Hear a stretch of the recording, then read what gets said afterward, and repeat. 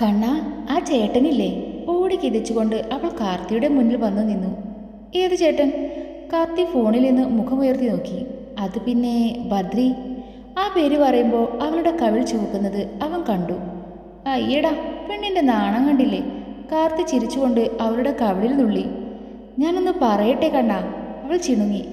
പറ. അവൻ അവളുടെ മുന്നിൽ കൈകെട്ടി നിന്നു. ബദ്രിയുടെ പേരും കണ്ണൻ എന്നാ. അവൾ കിലിഞ്ഞു ചിരിച്ചു. അയ്യടാ, കണ്ണനല്ല കിണ്ണൻ. അവൻ ചുണ്ടുകൊട്ടി. പോടാ, നീ പോടി, അവളുടെ കിണ്ണൻ. ദേ എൻ്റെ കിണ്ണ. ഛേ, നാക്കുളുക്കി. കണ്ണേട്ടൻ എന്തേലും പറഞ്ഞാലുണ്ടല്ലോ. അവൾ കെറിവിച്ചുകൊണ്ട് അവൻ്റെ കഴുത്തിൽ പിടിച്ചു. പോടി, അവൻ കിണ്ണൻ കിണ്ണൻ കിണ്ണൻ. അവളെ ദേഷ്യം പിടിപ്പിക്കാനായി അവൻ പറഞ്ഞുകൊണ്ടിരുന്നു. പഴയ ഓർമ്മകളിൽ അവളുടെ ചുണ്ടിൽ ഒരു ചെറു പുഞ്ചിരി വിരിഞ്ഞു. ഒപ്പം കണ്ണുകൾ സജലമായി. ആ കാട്ടിക്ക് പാറിക്കുട്ടിയെ. ബദ്രി പഴം നെയ്യ് ചേർത്ത് ഉടച്ചത് കുറച്ചെടുത്ത് കുഞ്ഞിൻ്റെ വായിൽ വെച്ചു കൊടുത്തു. നേന്ത്രപ്പഴത്തിൻ്റെ മധുരവും പുളിയും കൊണ്ട് അവളുടെ മുഖം ചുളിയുന്നത് അവൻ ചിരിയോടെ നോക്കി. കരിവിളയിട്ട് കുഞ്ഞു കൈകളിൽ ചുണ്ടമർത്തി. അവൾ തൊണ്ണുകാട്ടി ചിരിച്ചു. രണ്ട് കൈകൊണ്ടും അവൻ്റെ താടിയിൽ പിടിച്ച് വലിക്കാൻ തുടങ്ങി. നിലത്തിരിക്കുന്ന ബദ്രിയുടെ തോളിൽ പിടിച്ച് അവൾ മെല്ലെ എഴുന്നേറ്റ് നിന്നു. സന്തോഷം കൊണ്ട് കൊലുസിട്ട കുഞ്ഞിക്കാൽ നിലത്ത് ആഞ്ഞു ചവിട്ടി പൊട്ടിച്ചിരിച്ചു. തൊണ്ണുകാട്ടിയുള്ള അവരുടെ പാൽപുഞ്ചിരിയിൽ ബദ്രി എല്ലാം മറക്കുകയായിരുന്നു. അവൻ ആ കുഞ്ഞിപ്പെണ്ണിനെ വാരിയെടുത്ത് മടിയിലിരുത്തി. വിരൽ കൊണ്ട് പഴം കുറച്ചെടുത്ത് അവളുടെ വായിൽ വെച്ചു കൊടുത്തു. അച്ചു റൂമിൽ നിന്ന് പുറത്തേക്ക് ഇറങ്ങിയപ്പോൾ കണ്ടത് ഹാളിലിരിക്കുന്ന അച്ഛനെയും മോളുമാണ്. രണ്ടുപേരും അവരുടെ ലോകത്താണ്. വാതിലിൻ്റെ മറവിൽ നിന്ന് അവൾ അവരെ നോക്കി. പൊന്നുപോലൊരു മോൾ. ഉണ്ട കവിൾ കാട്ടി ചിരിക്കുന്ന ആ കുറുമ്പിക്ക് അവളുടെ അച്ഛൻ്റെ ഛായയാണെന്ന് അച്ചു ഓർത്തു. ബദ്രിയെപ്പോലെ തന്നെ ചിരിയും കണ്ണും മൂക്കും എല്ലാം. ഇപ്പോഴാണ് സ്വന്തം മകളെ കാണുന്നത് അവൾ ഓർത്തു. ആ അച്ഛനെയും മകളെയും അവൾ കൺചിമാതെ നോക്കി നിന്നു. ബദ്രി ഫീഡിംഗ് ബോട്ടിലെ പാൽ കുഞ്ഞിൻ്റെ വായിലേക്ക് വെച്ചു കൊടുത്തു. പാറുകുട്ടി അത് കുടിക്കാതെ മുഖം തിരിച്ചു. വായിലുള്ളതെല്ലാം തുപ്പിക്കളഞ്ഞു. അച്ഛയുടെ മോൾക്ക് പാല് വേണോടാ. അമ്മയുടെ അടുത്ത് പോണോ? ബദ്രി കുഞ്ഞിൻ്റെ മുഖം തലോടിക്കൊണ്ട് ചോദിച്ചു. അവൾ എന്തൊക്കെയോ മൂളുന്നുണ്ട്. അവൾ നമ്മളോട് മിണ്ടുന്നില്ലല്ലോ പാറുകുട്ടി. സാരല്ല, അമ്മ കുറച്ചു കഴിഞ്ഞാൽ ശരിയായിക്കോളൂ അല്ലേ?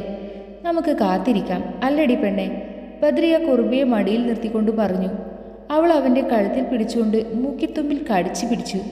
അവൻ്റെ പരിഭവം കേൾക്കെ അച്ചുവിൻ്റെ കണ്ണ് നിറഞ്ഞു. പക്ഷേ എന്തുകൊണ്ടോ അടുക്കാൻ കഴിയുന്നില്ല. അവൾ അടുക്കളയിലേക്ക് നടന്നു. ദേവകിയമ്മയുടെ അടുത്ത് കുറേ നേരം നിന്നു. പാറുക്കുട്ടി ഉറക്കെ കരയുന്നത് കേൾക്കാം. അച്ചുവിൻ്റെ മാറിടം വിങ്ങി കണ്ണ് നിറഞ്ഞു. അമ്മയ്ക്ക് പകരം അമ്മ മാത്രം. അവൾ അങ്ങോട്ട് ചെന്നു നോക്കി. അവളെ കണ്ടതും ബദ്രി മോളെ അവളുടെ കൈ കൊടുത്തു. പാറുക്കുട്ടി അമ്മയുടെ മേലേക്ക് ചാഞ്ഞിരുന്നുവെങ്കിലും ബദ്രിയുടെ ഷർട്ടിൽ ആ കുഞ്ഞി കൈകൾ മുറുകെ പിടിച്ചിരുന്നു. അച്ചു ബദ്രിയെ ഒന്ന് നോക്കി. അവനൊന്നും മിണ്ടാതെ ആ കുഞ്ഞി കൈകൾ വേർപ്പെടുത്തി. അവൾ കുഞ്ഞിനെയും കൊണ്ട് അകത്തേക്ക് കയറി. വാതിൽ അവന് മുന്നിൽ അടഞ്ഞു. അല്ലേൽ എല്ലാത്തിനും താൻ അടുത്ത് വേണം. ഇപ്പോൾ അതിൻ്റെ ആവശ്യമില്ലല്ലോ അവൻ ഓർത്തു. മോനെ, ചോറും കറിയും വെച്ചിട്ടുണ്ട്. രാത്രിയിലേക്ക് ചോറ് വെച്ചാൽ മതി. ഞാൻ ഇറങ്ങുവാ. നിൽക്കമ്മേ, ഞാൻ വീട്ടിലാക്കി തരാം. ബദ്രി അതും പറഞ്ഞ് റൂമിലേക്ക് പോയി. ജിപ്സിയുടെ കീ എടുത്തോണ്ട് വന്നു. അച്ചു റൂമിൻ്റെ വാതിൽ തുറന്നിട്ടത് കണ്ടു. നേരം 9 മണിയായി. അവൾ വല്ലതും കഴിച്ചോ ആവോ? അച്ചു ചായ കുടിച്ചോ അമ്മേ? അവൻ ദേവകിയമ്മോട് ചോദിച്ചു. എടുത്തു വെച്ചിരുന്നു, വിശപ്പില്ലെന്ന് പറഞ്ഞു. അവരുടെ ശബ്ദം താഴ്ന്നു. ബദ്രി അടുക്കളയിലേക്ക് നടന്നു. ചപ്പാത്തിയും കിഴങ്ങ് കറിയും പ്ലേറ്റിലാക്കി അച്ചുവിൻ്റെ അടുത്തേക്ക് ചെന്നു. അവൾ മോളെയും നോക്കി ഇരിക്കുവാണ്. ബദ്രി കടന്നു ചെയ്തതും അവൾ ബെഡിൽ നിന്ന് പിടഞ്ഞെഴുന്നേറ്റു. അവൻ അവളെ നോക്കി മങ്ങിയൊരു ചിരി ചിരിച്ചു. എന്താ ഒന്നും കഴിക്കാത്തത്? മരുന്ന് കഴിക്കാനുണ്ട്. ഇവിടെ ആരും പട്ടിണി കിടക്കാറില്ല. അവൻ അവരുടെ മുഖത്തേക്ക് നോക്കാതെ പറഞ്ഞു. ആ വാക്കുകളിൽ പരിഭവവും സങ്കടവും പിണക്കവും എല്ലാം ഉണ്ട്. കഴിക്കാനുള്ള മരുന്നും കൂടെ എടുത്തു വെച്ചു കൊടുത്തു. കഴിക്കാനുള്ള സമയവും ഏതൊക്കെ കഴിക്കണമെന്ന് അവൾക്ക് പറഞ്ഞു കൊടുത്തു. എനിക്കറിയാം തനിക്ക് പറഞ്ഞു തരേണ്ട ആവശ്യമില്ലെന്ന്. പക്ഷേ ശീലായിപ്പോയി. മാറ്റാൻ പറ്റുമെന്ന് അറിയില്ല. തല താഴ്ത്തി നിൽക്കുന്ന അവളോട് അവൻ പറഞ്ഞു. മോളെ ശ്രദ്ധിക്കണം. 11 മണിയാകുമ്പോൾ അവൾക്ക് എന്തെങ്കിലും കഴിക്കാൻ കൊടുക്കണം. ഞാനൊന്ന് പുറത്തു പോകുക. അപ്പുണ്ട് ഇവിടെ. അത്രയും പറഞ്ഞ് അവളെ ഒന്നുകൂടെ നോക്കിയ ശേഷം അവൻ റൂമിൽ നിന്നിറങ്ങി. ദേവകിയമ്മയെയും കൂട്ടി പോയി. അച്ചുവിന് ഭേദമായി അല്ലേ ഉണ്ണിയേട്ടാ? അവൻ്റെ നഗ്നമായ നെഞ്ചിൽ മുഖം ചേർത്ത് കിടന്നുകൊണ്ട് അമ്മാള് ചോദിച്ചു. അവൾക്ക് പഴയതൊന്നും ഓർമ്മയില്ല. ശങ്കർ നിശ്വസിച്ചു. പാപം, അവൾക്ക് കുറച്ച് സമയം കൊടുക്കണം. അപ്പോൾ അവൾ കണ്ണേട്ടനോട് നല്ലപോലെ സംസാരിച്ചോളും. ശങ്കർ ഒന്നും മിണ്ടിയില്ല. അവളെ തിരിച്ചു കിടത്തി. നീണ്ടുമെലിഞ്ഞ അവളുടെ കഴുത്തിൽ മുഖമമർത്തി. എന്നാലും ആ ഹരിയെ കൊല്ലാമായിരുന്നു. ഇഷ്ടമല്ല എനിക്ക് അയാളെ. അവൾ ദേഷ്യത്തോടെ പറഞ്ഞതും ശങ്കർ അവളുടെ കവിളിൽ നുള്ളി. ഞാനിവിടെ റൊമാൻറ്റിക്കായി നിൽക്കുമ്പോൾ അവൾ കൊല്ലുന്ന കാര്യം പറയാ. അവൻ ചുണ്ടു കൂർപ്പിച്ചു. അവൾ അത് കണ്ട് ചിരിച്ചു. അവനൊന്ന് കള്ളച്ചിരിയോടെ ആ ചുണ്ടിലെ ചിരിയെ കവർന്നെടുത്തു. പ്രണയം നിറഞ്ഞു നിന്ന നിമിഷങ്ങൾ. ഉണ്ണിയേട്ടാ, അവളുടെ തോളിൽ മുഖം ചേർത്ത് കിടക്കുന്നവനെ മെല്ലെ വിളിച്ചു. ഒരു പാട്ട് പാടിത്തരാവോ? ഏത് പാട്ട്? ഉണ്ണിയേട്ടൻ എപ്പോഴും പാടുന്ന പാട്ട്, ഏറെ ഇഷ്ടമുള്ള ആ പാട്ട്. അവൾ പറഞ്ഞത് കേട്ട് അവൻ ചിരിച്ചു. അവളെ നെഞ്ചിലേക്ക് ചേർത്ത് പിടിച്ചു. മെല്ലെ പാടി. അവൻ്റെ ശബ്ദമാധുര്യത്തിൽ ലയിച്ചുകൊണ്ട് അവൾ വിരൽ കൊണ്ട് അവൻ്റെ നെഞ്ചിൽ താളം പിടിച്ചു. ഇത്ര നേരായിട്ടും നീ എന്താടാ ഒന്നും മിണ്ടാത്തത്? രാമച്ചൻ്റെ ചോദ്യം കേട്ട് കുളക്കടവിലെ പടിയിൽ മലർന്നു കിടക്കുന്ന ആകാശത്തേക്ക് നോക്കിക്കിടക്കുന്ന അവൻ സിഗരറ്റ് വലിച്ചൂതി വിട്ടു. രാമച്ചൻ കുളത്തിലേക്കിറങ്ങി തലയിൽ കെട്ടിയ തോർത്തൂരി കാലിലെയും കയ്യിലെയും മണ്ണ് കഴുകിക്കളഞ്ഞു. തോട്ടത്തിൽ പണിക്കാരുടെ ഒപ്പം നിൽക്കുമ്പോഴാണ് സംസാരിക്കണമെന്ന് പറഞ്ഞ് ബദ്രി കുളക്കടവിലേക്ക് കൊണ്ടുവന്നത്. അവരുടെ അസുഖം മാറണ്ടായിരുന്നു. ഏറെ നേരത്തെ നിശബ്ദയെ ഭേദിച്ചുകൊണ്ട് അവൻ പറഞ്ഞു. രാമച്ചൻ മുഖം കഴുകിക്കൊണ്ട് അവനെ നോക്കി. അവൻ്റെ അടുത്ത് ചെന്നിരുന്നു. ഇങ്ങനെയൊക്കെ ഉണ്ടാവൂ എന്ന് വിചാരിച്ചിരുന്നതല്ലടാ. അല്ല രാമച്ച, ഈ അകൽച്ച ഒരിക്കൽ പോലും ഞാൻ ചിന്തിച്ചിട്ടില്ല. പ്രതീക്ഷിച്ചിരുന്നു. ഇത്രയും അകന്നു പോകുമെന്ന് വിചാരിച്ചില്ല. നേർത്തുപോയിരുന്നു അവൻ്റെ ശബ്ദം.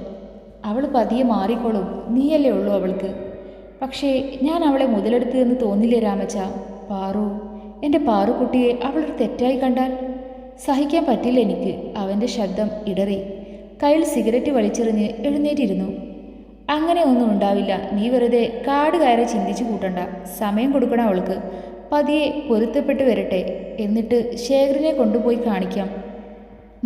ബദ്രി ഒന്ന് മൂളി. ഹരിയെയും കൊണ്ട് നയന എങ്ങോട്ടാ പോയത്? അറിയില്ല.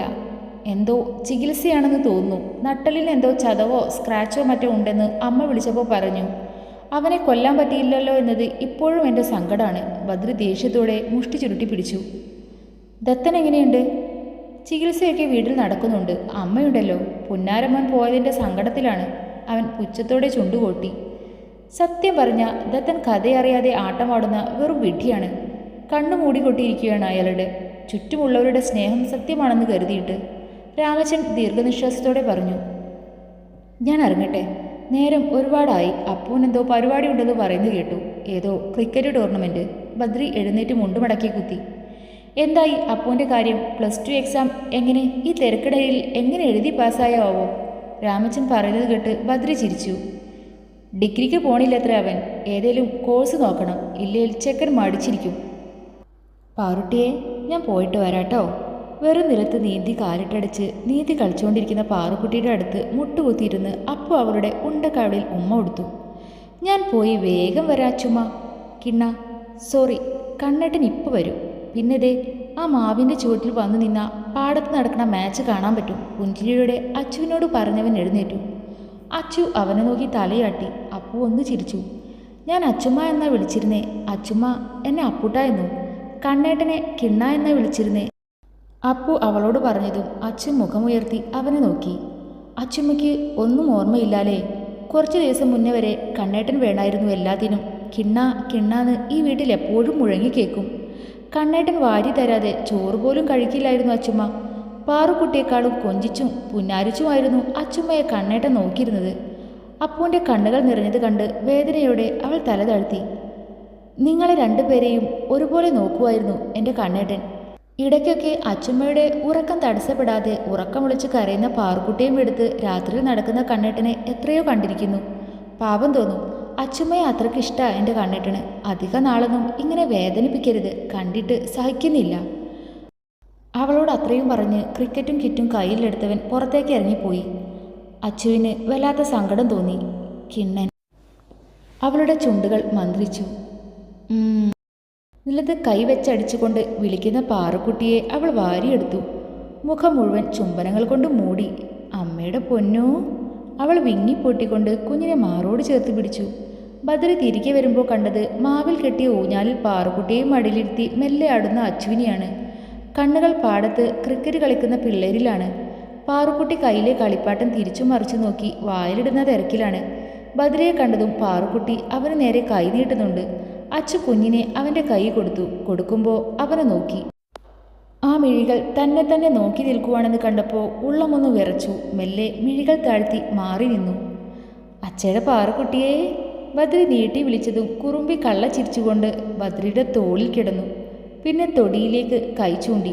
അവരുടെ ആവശ്യം മനസ്സിലായപ്പോൾ ബദ്രി അങ്ങോട്ട് നടന്നു. ചാമ്പമരത്തിനടുത്തേക്ക് നടക്കുന്നത് അച്ചു നോക്കി നിന്നു. കയ്യിൽ കുറച്ച് ചാമ്പക്ക പറിച്ചെടുത്ത് ബദ്രി തിരികെ വന്നു. പൈപ്പിലെ വെള്ളത്തിൽ കഴുകി ഒരു നുള്ളു കഷ്ണം പാറക്കുട്ടിയുടെ വായിൽ വെച്ചു കൊടുത്തു. ബാക്കി അവൻ അച്ചുവിന് നേരെ നീട്ടി.